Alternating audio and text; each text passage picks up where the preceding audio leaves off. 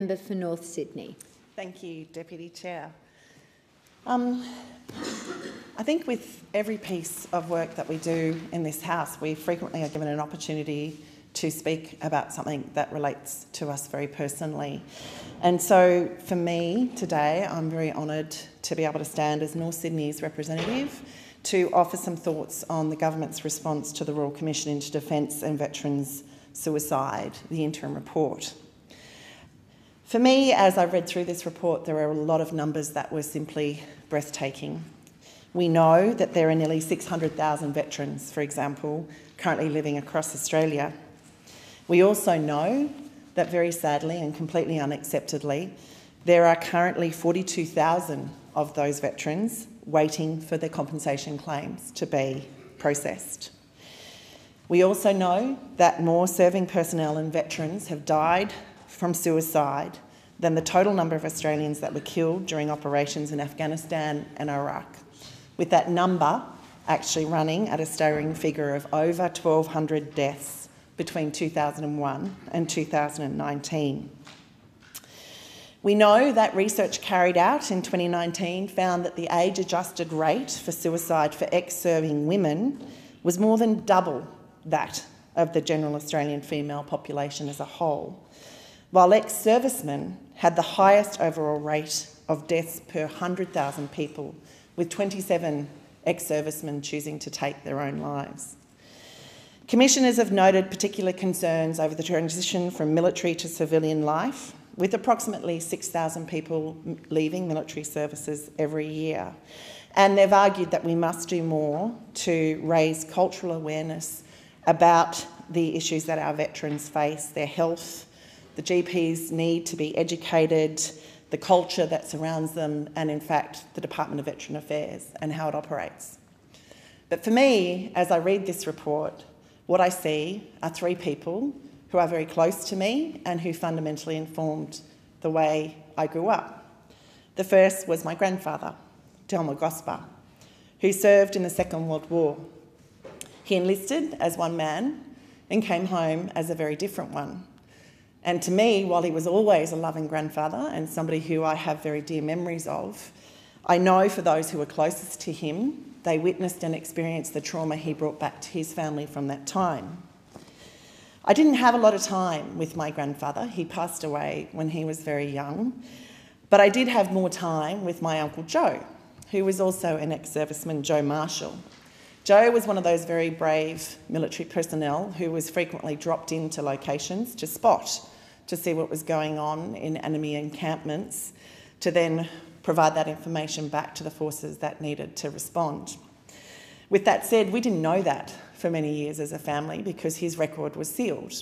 All we knew, and all I knew of my Uncle Joe, was a silent figure who sat in an armchair in the back of a room and was at times incredibly frightening to approach.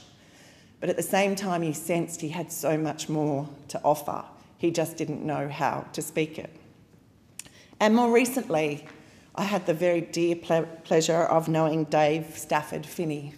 I knew him through his work with Camp Quality. He was one of our leaders down here in Canberra, actually, and he was an extraordinary young man. Dave was intelligent, he was witty, he had a humour that was wicked. He had a mother who loved him dearly in Julianne Finney. And still, we lost Dave to suicide when he chose to take his own life. How can it be that people who give so much to our country are left wanting so much in return? The Royal Commission for this inquiry embarked in April 2021, and our interim report has been released in August 2022. There is much for us to take from this interim report. There were 13 recommendations in this report, and I think it bears repeating them. The first one hardly seems to be said out loud, but we must simplify and harmonise the compensation and rehab routes in this country.